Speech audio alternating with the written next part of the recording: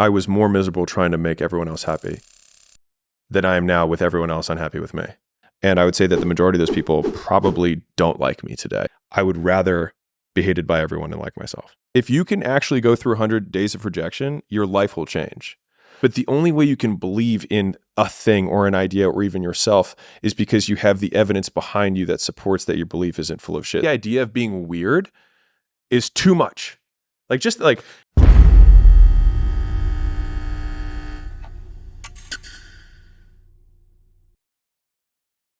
All right, so we're going to go through some of the best lessons I've learned from you over the last couple of months.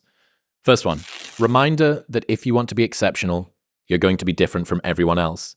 That's what makes you exceptional. You can't fit in and also be exceptional. Both have discomfort. When you fit in, you have internal conflict because you're not being 100% you. When you're exceptional, you have external conflict because everyone sees you as different. Pick one. When your friends start to say, "You've changed," remember, it's because they don't know how to say, "You've grown."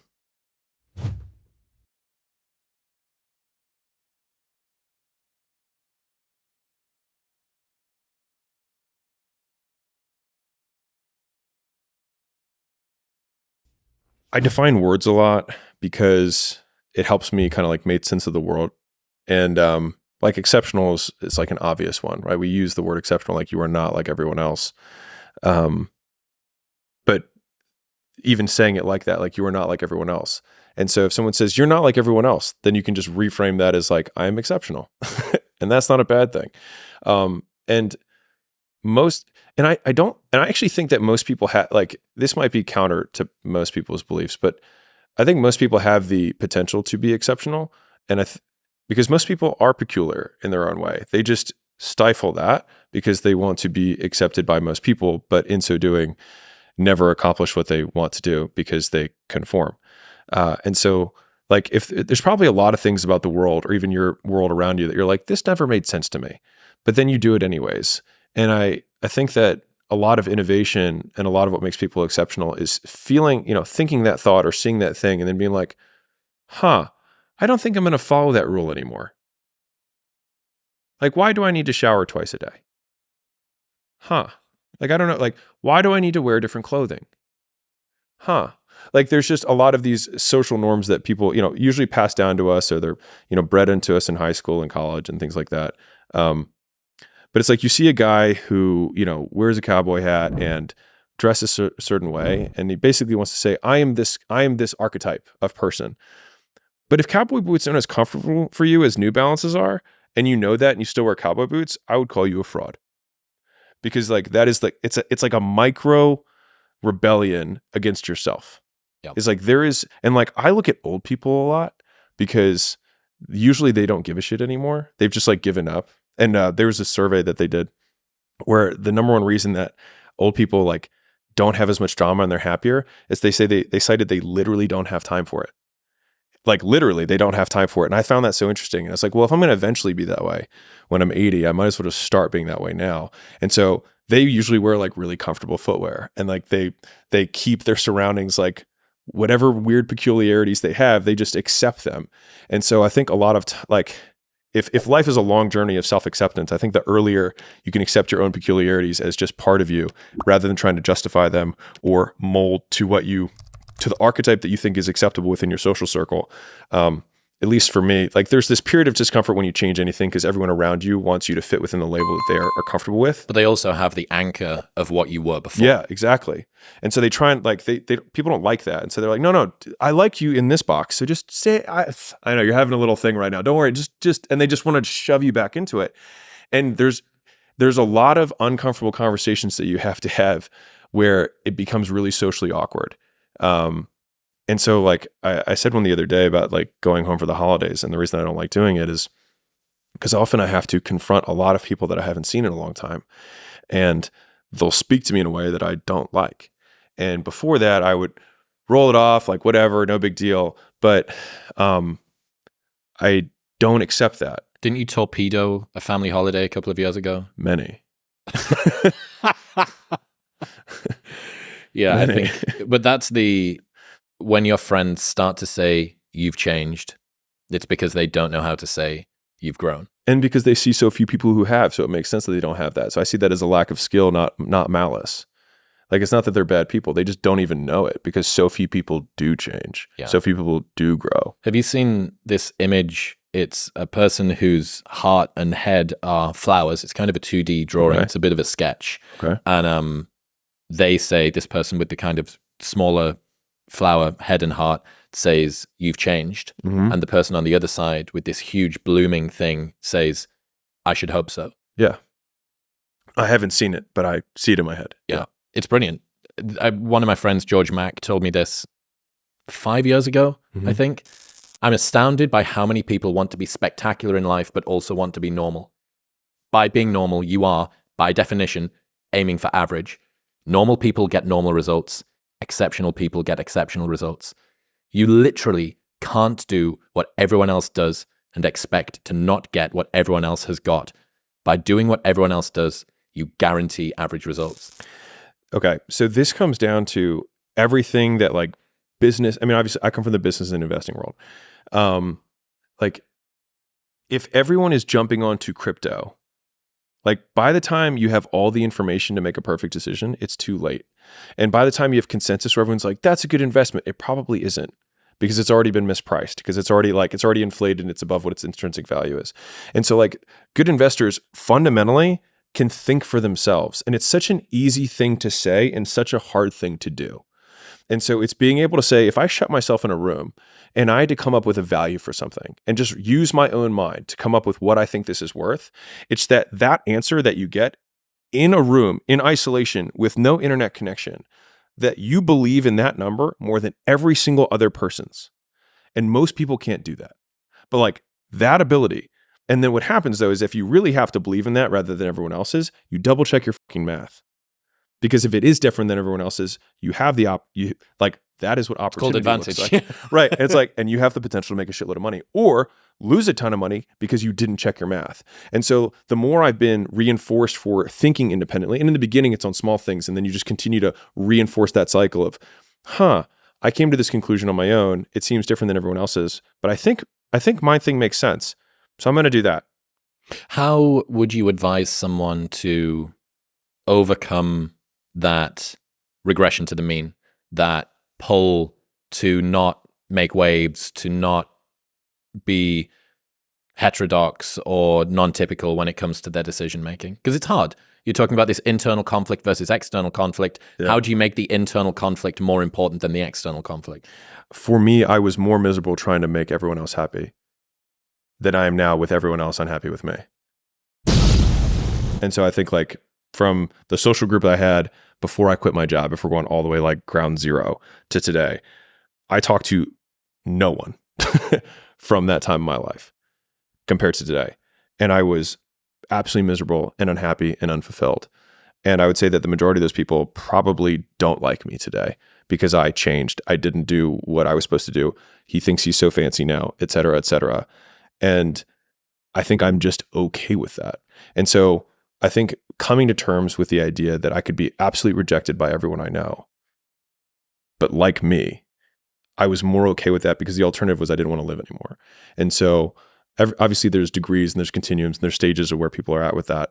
But as that being the taken to its logical extreme, would I rather live for them than live for me? I would rather be hated by everyone and like myself. There's a degree of honesty is the right word, but it's also too simple. Like being completely 100% truthful with yourself.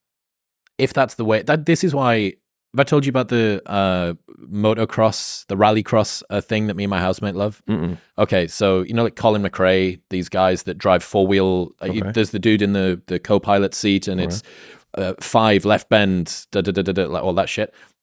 These guys that go and watch this are in the middle of some fucking wood in Ayrshire, right, in Scotland, and it's pissing wet and it's November and they've got a poncho on and they get to drive for however long to get to this place. You can even see, thinking about it, the hairs on my arms are standing up. This is how fucking dope it is. So these guys are there and they see some dude in overcast rain, freezing cold, soaking wet, go, and then they turn to all of their boys and they're like, ah! Yeah. watching someone who loves anything with that much purity fires me up. It fires me up. Like, we love watching. We don't watch it for what the cars are doing. We watch it for what it does to the spectators. And that degree of like just unencumbered passion. Not being apologetic. Like, they're probably wearing comfy shit. They're not wearing cowboy boots. Right. You know what I mean? No one. They look like a large condom in this poncho. Do they care? Right. They don't care. And that's purity. That's truthfulness and honesty. And really, like, what are you hoping to be able to look back on your life, or for people to say after you're gone, if you don't do that? He was such a good guy, and he never rocked the boat. He was such a good guy, and he always conformed to our expectations. He was such a good guy, and he was so predictable. Right. Like, people think, and I did throughout a lot of my 20s, I thought that what people wanted from me was someone that they could easily predict. But I realized when I thought about the people that I loved in my life, I didn't love them because of how predictable they were.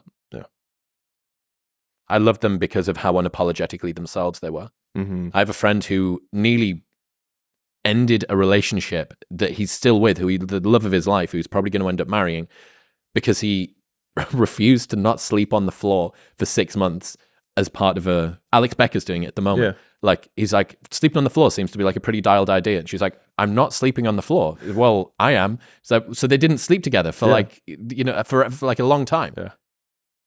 Like, those are the people that you love. And those are the people that you can, because they pay such a high price to do that. You can be very reliable at presuming that they mean what they're saying. Because if they didn't really mean what they're saying, they would conform. They would take an easier path. I love all of that. I was trying to kind of consolidate it for myself and the listeners. For me, it comes down to truly valuing your opinion of yourself more than other people's opinion of you. And it's an easy thing to say, and it's incredibly hard to do, because that means that if you disagree with everyone else in the room, there's this meme that I love. I don't know if you've seen it. There's this little cartoon of this one little guy, and then there's like an ocean of people that way, and it just says, yes, you're all wrong. And I feel like that meme, Trevor Cashy, my brother and editor in the books, in the battle against nihilism and towards truth, we send that meme back and forth to one another when we're like, yes, everyone is wrong about this word. Like, we are right. And I think it's just being willing to, like, but the only way you can believe in a thing or an idea or even yourself is because you have the evidence behind you that supports that your belief isn't full of shit. So that when you're in that room and you come up with that one number and you say, I think everyone's wrong, I think this is actually what it's worth, you're not just making it up to say you believe something different. You actually have proof and evidence that you're not full of shit. And I think that's the work. Is like, I looked into a lot of the stuff on the floor sleeping. I think it checks out. I'm going to do it. Like, I think everyone else is wrong. I think everyone else is wrong. And everyone's like, you're an idiot. And you're like, I think you're wrong. And that's okay. You know what I mean? And it's just, most people can't do that. Just the idea of being weird is too much. Like, just like, did you ever, this is quite old now. It's at least a decade old. I think it's called 50 Days of Rejection or 100 Days of Rejection. I love it already. So it's a series of experiments that you do every day for 100 days. Yeah. And there's a different one each day. And one of them is ask for a free coffee when you go to Starbucks. Oh, I love it. Just say, hey, can I have this for free? Yeah. And I don't know whether it escalates over time, but there's like weird stuff, things that you do to people in public, things that blah, blah, blah. And it's trying to overcome that. Like, it's in your throat, when you feel that, and your cheeks get flush and everything kind of gets hot. Get embarrassed around here. Yeah, it's that embarrassment. It's that shame. It's that, well, what if they think? Yeah. What? Yeah. What if they think what? Yeah. So yeah, someone should redo that. It's like a decade old now, but someone should redo. I think I'm certain it's called 100 Days of Rejection. Good YouTube idea. That would be a great YouTube idea to do 100 days of rejection or whatever it is. All right, next one. I just want to, like, I promise you, if you can actually go through 100 days of rejection, your life will change. Because you will realize that at the end of the 100 days, you're still alive and nothing changed. Well, I'm going to die. Yeah. That's the fear. The fear is, I'm going to ask for the coffee, and they're going to say no, and then everyone's going to laugh at me, and then I'm going to be alone, and then I'm going to be unsheltered, and then I'll be dead. Yeah. It's catastrophized to death. We all do it. And so, I mean, obviously I come from a sales background, so getting people to say no to me is something that I'm now... If you've asked drunken Newcastle girls where they're going tonight, darling, for a decade and a half on the street trying to give out wristbands for a free entry to a club night no one wants to go to, you get good at rejection as well. That's why I honestly think that everyone is always going to campaign for the thing that they did, right? You're always going to say something along the lines of, I think people can learn a lot from sales. Yeah. And I'm always going to say, I think people can learn a lot from being in club promo. But like, honestly, dude, the insight that you get into human nature from doing that, from seeing what do people object to and why do they object in that way, and what happens if someone like gets physical with you because you've tried to do it and you go, oh, well, I wasn't in the wrong, so de-escalating this should actually be quite easy, and I can have faith that everyone's going to see me as the right guy, even if somebody else took objection with what I was doing. So yeah, long story short, become a club promoter. Thank you very much for tuning in. If you enjoyed that episode with Alex, you will love my conversation with David Goggins, which you can watch right here. Go on. Tap it. In this conversation between Chris Williamson and Alex Hormozi, they discuss the concept of exceptionalism and the discomfort it entails. They emphasize that to be exceptional, one must embrace being different from others, which may lead to both internal and external conflicts. Hormozi suggests that most people have the potential to be exceptional but stifle it due to a desire for acceptance. They discuss the importance of self-acceptance and being true to oneself, even if it means challenging social norms. Hormozi shares his personal experience of prioritizing his own happiness over others' opinions, even if it meant being rejected by those around him. They explore the idea of valuing one's opinion of oneself over others, which requires overcoming the fear of rejection and societal norms. Hormozi mentions the 100 days of rejection experiment as a way to overcome the fear of rejection and embrace discomfort. They also discuss how experiences like sales or club promotion can provide insights into human nature and help develop resilience to rejection. Overall, they advocate for embracing individuality and authenticity, even if it means being perceived as unconventional or facing rejection.